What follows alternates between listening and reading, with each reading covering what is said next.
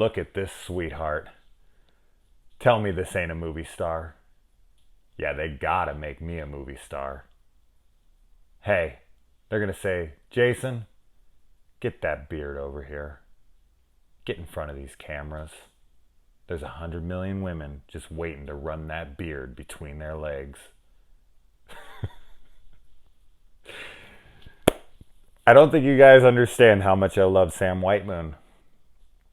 Like, legit, he's one of my favorite characters in film history. So that is why I'm going to have the very unpopular opinion that Creepshow 2 is superior to Creepshow 1. I just like it better. There's so much nostalgia in this film for me. The characters for me are better. In, Old Chief Woodenhead, in freaking The Raft. I love the characters. I love a lot of the things.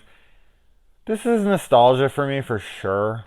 Because, I don't know. I guess I can like take a step back and I can look at Creepshow 1 versus 2 and I can see that this is like the better movie or whatever. I guess. And that's fine. But that's not what our opinions are about.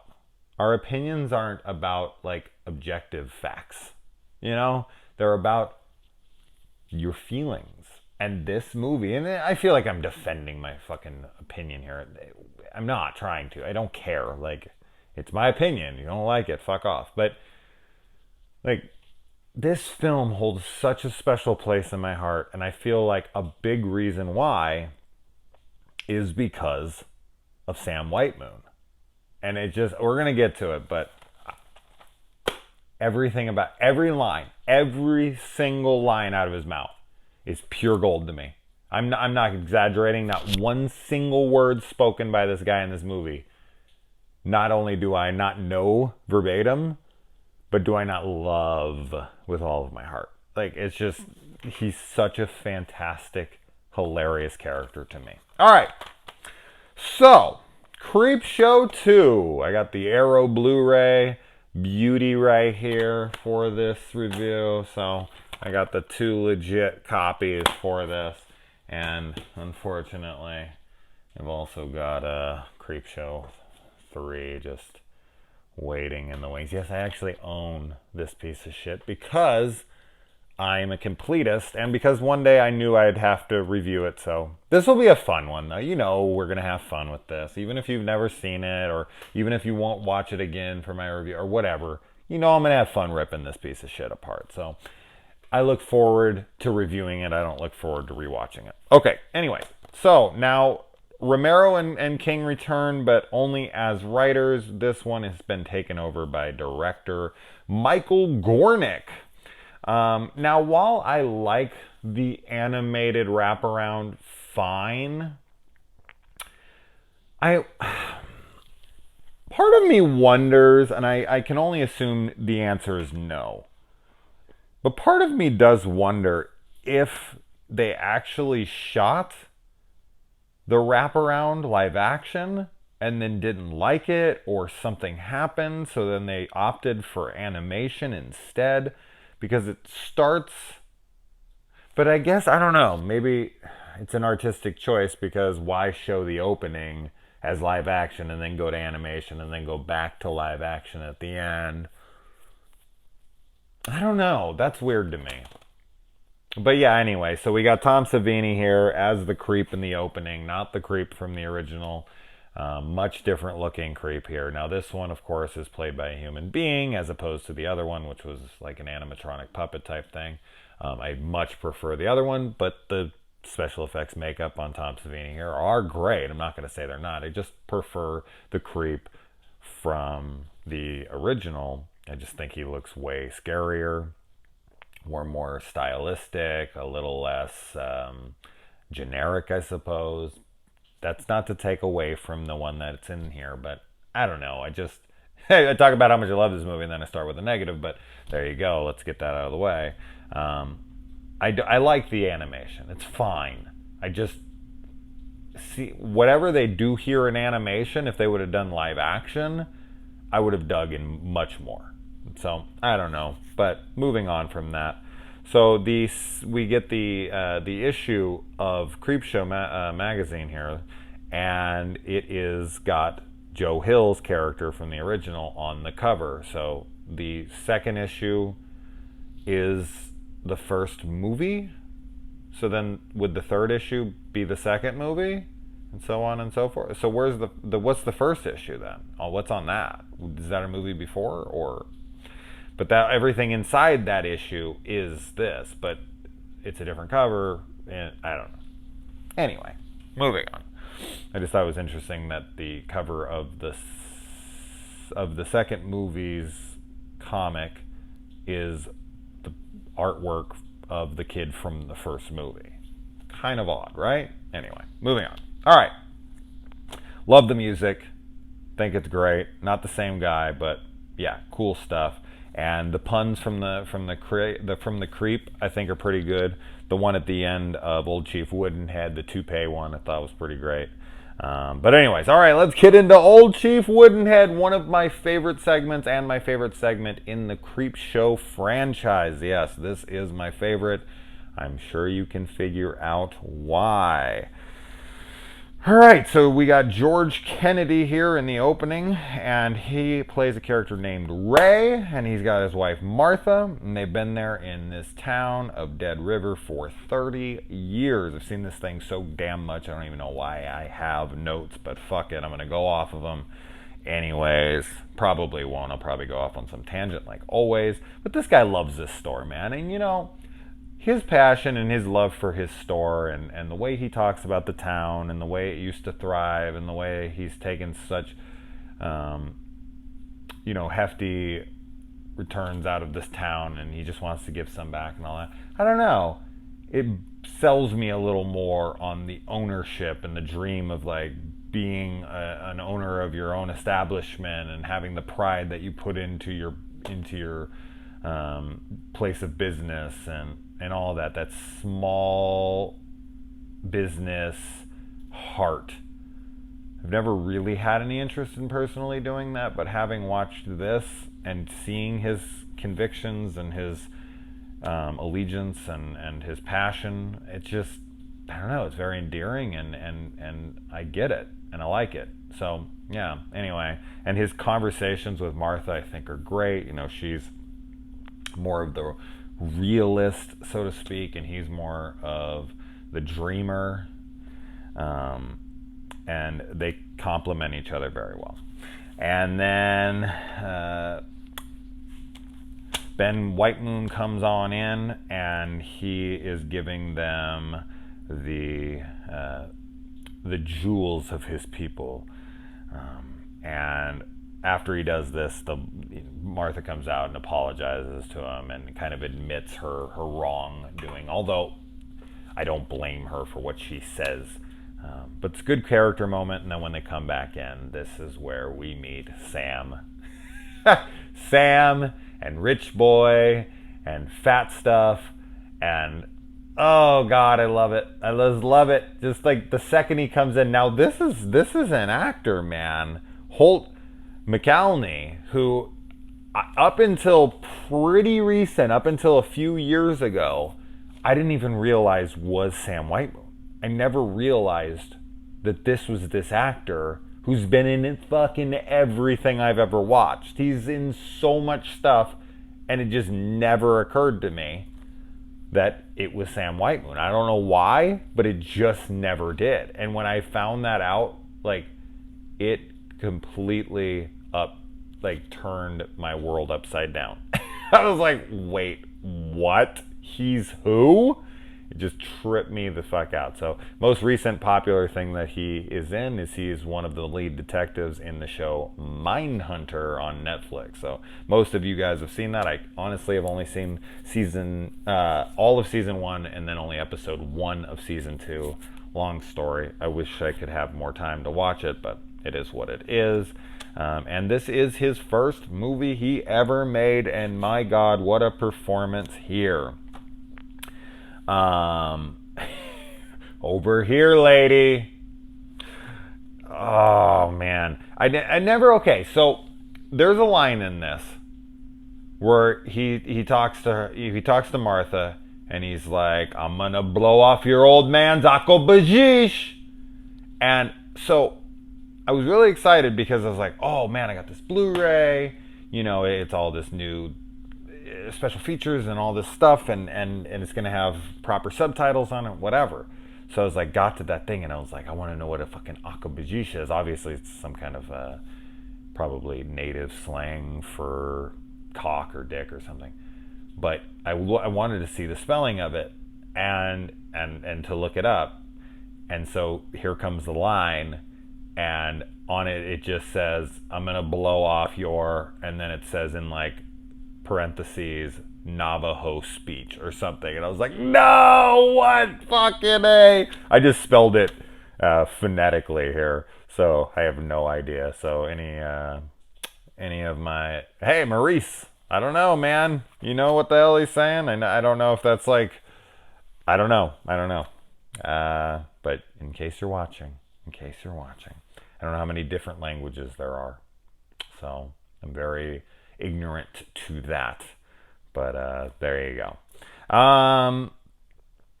And oh yeah, I already kind of said all that stuff. Oh man, this hair took me 9 years to grow. Not just fucking around here. Like, it's hard not to just quote him the whole time. No more eating dust for a living. Who eats dust for a living? So, there's no dust in Hollywood. I'm pretty sure there's dust in Hollywood, Sam. I think he has a very, his idea of what Hollywood is not going to live up to it. So when he gets there and he's like, hey man, there's dust on everything. Guess I got to eat this shit for a living. So yeah, it's hard because I always want to talk about all of my own personal little inside jokes and whatnot, but there's really no way to do it. But shout out to Jasmine Plett, and she had to deal with a lot of my issues. I dated her years and years back. We're still really good friends. I'm sure I'll tag her in this. I'm sure so I got to say hi to her because I got I got really obsessed with this line in this movie where he finally gets the pictures to come out of the machine, and he's looking at it, and he's so, of course, enamored with himself because he's just absolutely out of his mind with vanity, and you know, he's very self-obsessed. And so he grabs the thing and he goes to show Martha, and he's like, take a look. And then when he says it the second time, I over exaggerate how fucking excited he is about it. Very much like I do with Demon's character in Friday the 13th, Part 5, when he's like, ooh, baby. And then when they come back to him in his second verse of that song, I always say like how he's so fucking into it, and his hair is like glistening, and he's just like flicking his hand, and he's dancing in there and all this. And then when you watch it with me, maybe if I've explained that scene to you and then I show it to you, people are like, you need to dial down your explanation of that scene because it's nothing like that. But that's how I remember it in my head. Like, that's how exaggerative my mind is with certain sequences like this. And this just so happens to be one of those sequences where he's just like, take a look. Like, and I used to do that. So Jasmine, thank you for always humoring me with that. Thank you for sending me videos of your kid doing the take a look thing and all that, and over exaggerating it for me, playing into my insanity. But the take a look. I seriously quote almost every line from this fucking movie on a weekly basis. Like, there's so many instances where I get to inject Sam Whitemoon into my life. And there's been definitely a few times in my life where it hasn't worked out so well for me because I don't give people context, and I usually don't explain myself. I'm not really that kind of person. I'm just like, they didn't get it, I don't give a fuck. And if they're offended and if they think that's the way I'm talking to them, oh well. I feel like Ray is very foolish here. I get he's being prideful, and I get that he respects the tribe, and him and Benjamin are really good friends, and he thinks Sam is bluffing, and in a way I actually think Sam might be bluffing, But as he says, I'm not fucking around here. It's like, he is committed to it. And he does shoot Martha accidentally, for sure. The look on his face, it goes off accidentally, 100%. And Fat Stuff was not expecting him to shoot her. Rich Boy wasn't for sure. So, and then, like, once it happens, you can tell he's so committed to his dream. He's not going to jail. He's not, I mean, he knows he has a chance, of course, but he's not going to let Ray live in that moment. So once it happens, as scared and as disgusted as he may be with himself or whatever, his dream of Hollywood is far greater. It way outweighs anything that that would come in between that. So he just turns the gun on Ray and just blasts him. Take one more step and blam! God, I love it. All right. I'm so hard not to just quote every goddamn line in the movie. I think I'm already like halfway there. The FX on Chief Woodenhead are just awesome. Just awesome. I love how when Sam shoots him at the end of it, there's like pieces of the wood missing from him, and the way his eyebrows move, and the way that he's kind of come to life throughout the episode, even or the segment before any of this even happens. It's not like he comes to life to get vengeance. It's not like a Pumpkinhead scenario. The way they show it, he's always been alive, and he still is. He just chooses to kind of stand guard. And as Benjamin kind of says at the end, he tells old Chief Woodenhead, like, essentially, may your spirit rest or whatever. But he's still alive. Like, his body's still moving around. Now, at the end, I don't know for sure. I don't think he moves at all, but throughout, he clearly is moving. He's clearly... And Ben seems surprised, but not shocked. He's kind of like, oh, okay, all right, moving on. So it's just interesting. Is he always able to just... He's clearly moving his eyebrows. He's clearly moving around a little bit. So interesting thinking about that. Loco, another one I say a lot. Deaths off screen, kind of lame. Rich Boy's death I really would have liked to have seen. I like that he brings the jewels back. I like that he scalps Sam Whitemoon there. I thought that, of course, having to do with Native Americans, scalping, this guy's obsessed with his hair, it all plays into itself. So I think they wrote that backwards. Like, okay, it's a Native American, scalping, all right, hair, all right. How about a guy who's obsessed with his hair? How about a guy who's obsessed with his looks? And I think they kind of started from there and worked his way up. I love George's performance in this. I think it's really subtle. I think it's really great. I love when he's painting his face and he's like sticking his tongue out and he's just like so focused, and then he comes and he's so sweet. He's such an endearing, sweet man in this. And it's just hard to watch him die every single time. It's like, oh man, it's like so rough. There's such like that idyllic old couple, that grandma and grandpa you got back home that you would just be so excited to introduce anybody to. So it's always hard to watch the Spruces meet their end, but it is what it is. All right, moving on to the Raft. Oh man, another great character in here. Definitely have called a lot of people Poncho in my life, no doubt about it. So yeah, they drive 50 miles away from college to go swimming. It is a beautiful place. And holy shit, does this guy's car battery have a long ass life. Overnight, have you ever left your freaking car on overnight? Have you ever left your damn dome light, your map light on overnight? You get back in your car and doesn't start, right? This guy leaves his radio on. He leaves it all on.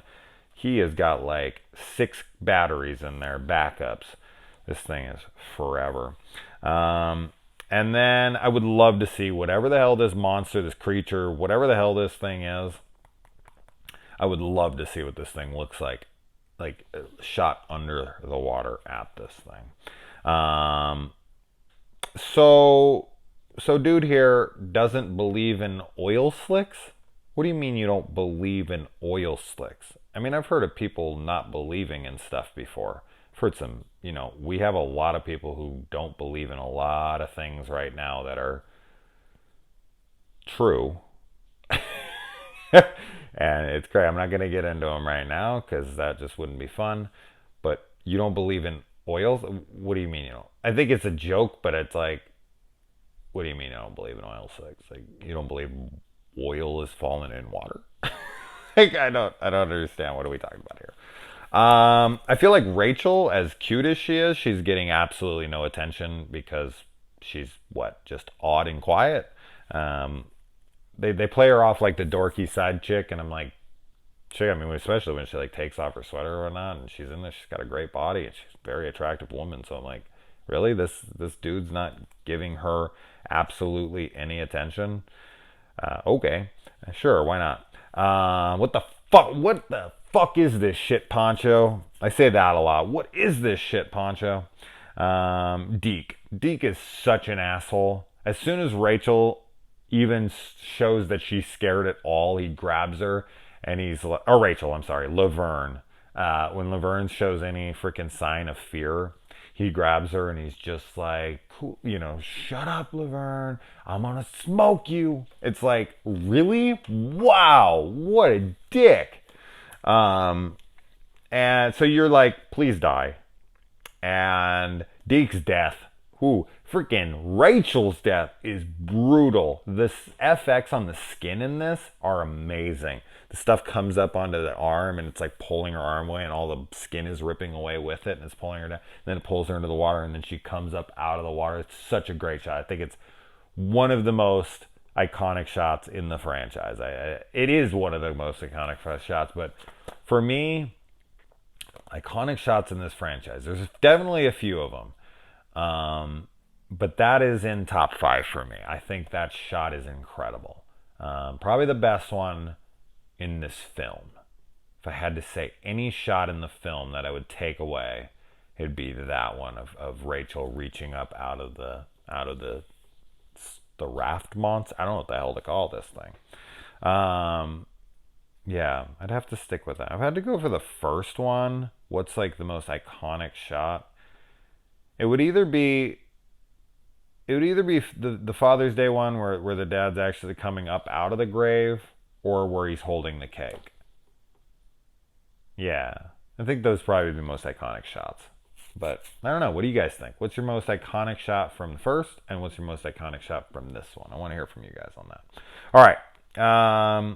And if Laverne would not have stopped Deke, he would have possibly made it. Like, she's like, don't go. And he's like, I can fast and I can make it. And if he wouldn't have stopped there, he wouldn't have had the absolutely brutal death that he has, where his leg breaks up and, oh man, it's gnarly. And that's a great one, because that one is just a fake leg popping up this way, and there's really no gore, and but it's so effective. So if you can get creative, if you can get clever, you can just have you don't even have to have a fake leg. You could just have a crew member underneath with a leg sticking up and make it look like it was breaking the other way, which is maybe what they did here. I don't know if it's a fake leg or a real leg, but it's a brutal death with really no practical effects or gore to it almost at all. So really clever death, and just, it hurts. It hurts to watch your leg break up the other way. Like, I'm super unflexible, so I would break well before that, well before what he broke. And so our buddy here, Poncho, he if he really wanted to be a hero here for his love, his enormous crush in Laverne, he would have swam one way. He would have said, Laverne, listen. And okay, has anybody else noticed how close the land is on the other side of them? So yeah, the shoreline where the car's at is a long distance. Okay, but the stuff right behind them, it's really close. Like they try not to film in that direction often because I feel like that would take away the sense of isolation. It looks like it's like 1/3 the distance of where they're trying to go. So why didn't he go that way? Okay, but if he should have been like, look, I'm gonna swim for the car, because you're a slower swimmer. I'm gonna do it as soon as Deke was attacked. I know it's hard to think in those moments, but even if not, the thing would have swam over there, and you would have been like, fuck it. Okay, this is what we're gonna do. I'm gonna save your life, and if I do it, you owe me a date. I just won. And I'm not saying sex. I'm not saying nothing. Just give me a chance. Jump out. You don't even got to do that. I'm just being a fuckhead. But just be the hero if you want to be. Jump out. Swim for it. And then as soon as it starts chasing her, boom. Other one the other way. It can't get you both. It just can't. Unless it was just like, like super quick and be like, oh, come on. That's unfair. But as slow as it does move. You saw how the speed of it coming towards Laverne when she was in the water. So its speed when it's on the hunt, on the prowl. Now here's a weird scene because, okay, I got shit for this recently because I reviewed Gerald's Game, and I mentioned in there, mostly jokingly, like that freaking Carla Gugino or whatever. She's in that movie, and we've seen her tits in tons of movies, like Sin City and whatnot. And she has just amazing boobs. And I was just like, in the book, she's completely topless the whole time. And I was like, oh man, too bad she isn't here. And I got fucking blasted by this chick saying, this is why men are disgusting, generalizing us, kind of proving her own point against herself. But it was so funny, it just blasting me. So, yes, this is a scene that is totally fucked up. So in Pancho, and I know that's not his real name, and I don't give a shit, that's what he's getting called throughout. That's the only thing I'll refer to him as. So when Pancho is going after Laverne while she's sleeping and taking full advantage of her, there's nothing he's doing here is right. It's pretty much sexual assault. It is sexual assault. I mean, you can't fucking molest a girl, pull up her top while she's sleeping. There's just nothing good about what he's doing here. And at that moment, I'm like, I hope you fucking die. Like, come on, man. So he yanks up her top and he's looking at her tits, and I'm sitting there. And this is one of those scenarios where it is like a sexual scene. It is like this, the music's all romantic. Like, I'm looking at the scene and I'm like, this is fucked up. This is fucked up. Like, what are you doing, dude? Don't do that.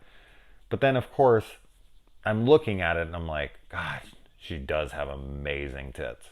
It's one of those scenes where you're like, fuck, I don't want to be thinking about this right now because this guy's doing something so fucking horrible. But your brain can't turn off the fact that this girl has amazing tits. So there you go. Her tits are amazing, and what he's doing is dreadful. So hopefully she's watching. I hope she's watching, and I hope she comments, you piece of shit. See, all men, they're garbage. They only think with their penises. If I was there, I'd just be punching him in the fucking head. How dare you? Okay? But when I'm watching a movie and they're doing sensual music and he's pulling her top up and he's playing with her titties and her titties are amazing, of course I'm going to notice how amazing they actually are. Anyway, back to my life. I'm out of her world now and I'm back to my life is what I'm saying. It's ridiculous. Anyway, but let's just say he not only does he take advantage of her, molest or whatever, he also gets her killed. Let's just say that outright. Like, would she have died? Maybe. But because he took his eyes off of the thing, he's supposed to be watching it the whole time. He doesn't, so that he can molest her in her sleep. And then here we go. This thing's coming after, this scene's great though.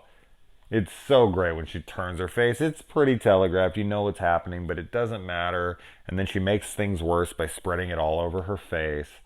and then she's just ripping it all away, and the skin's coming off of her face, and she's being yanked away while grabbing out at him. And then he does take that moment smartly. He's a piece of shit, but smartly he takes that moment as a distraction to go and swim for it.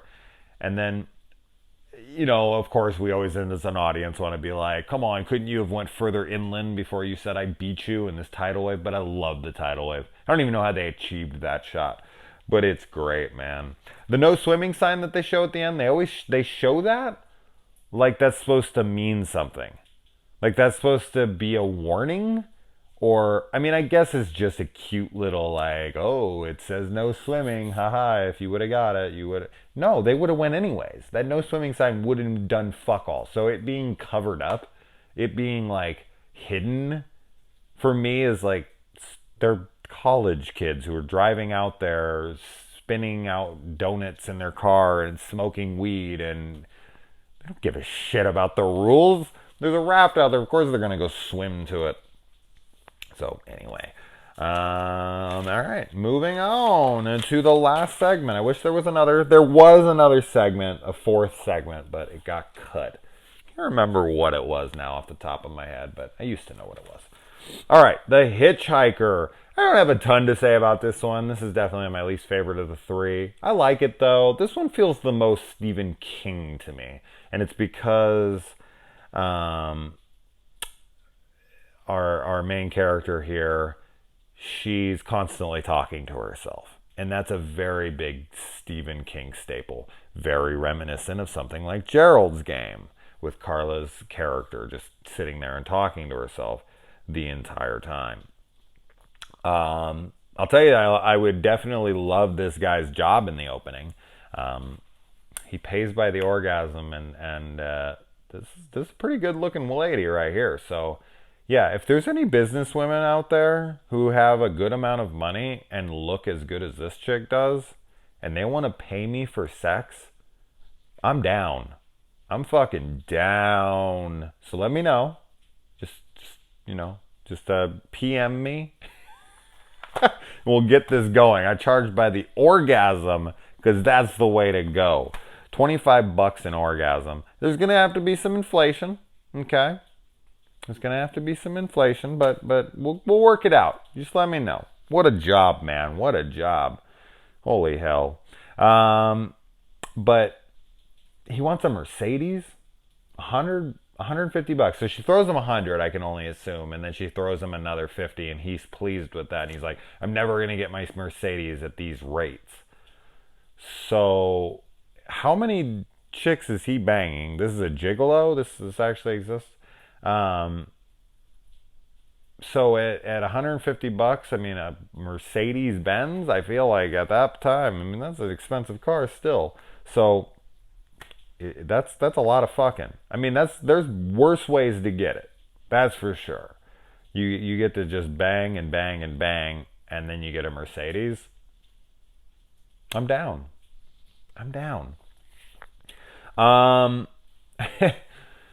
So Stephen King makes an appearance in here as the truck driver. And man, does Stephen King just look like some dumb ass yokel.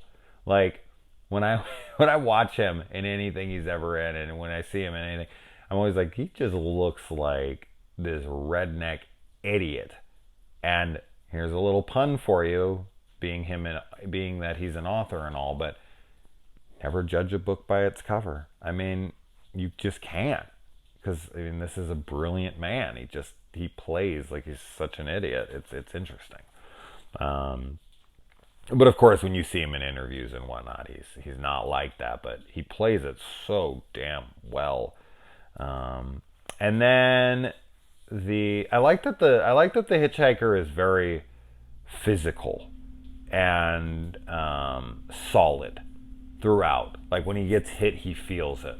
When he's bludgeoned, when he's smashed, when all that, like his reactions are as if he was still alive and able to take whatever abuse was thrown his way.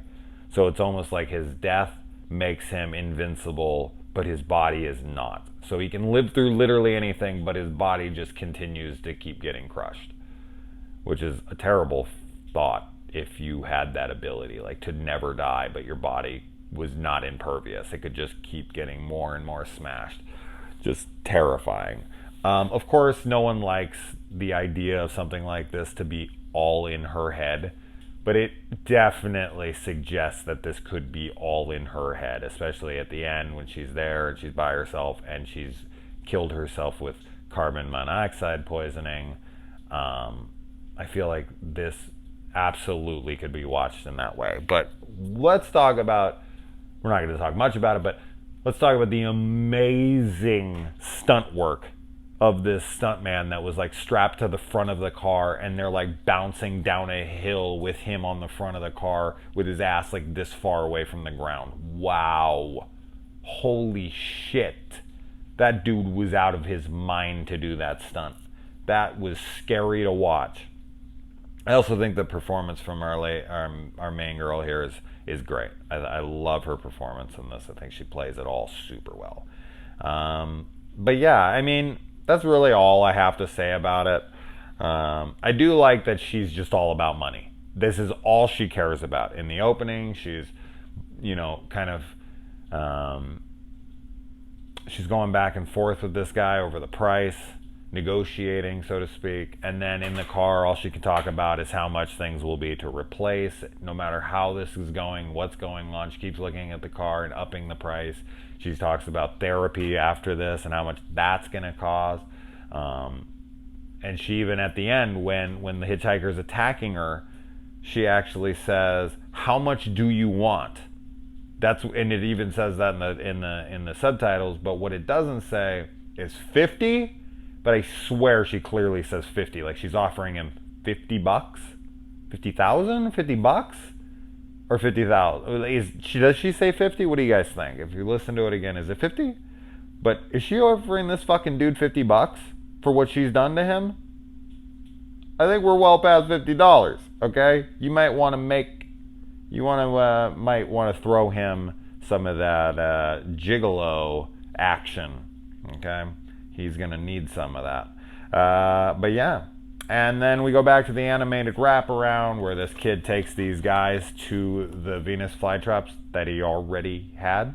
So did he buy bulbs to plant more? Did he already have these growing?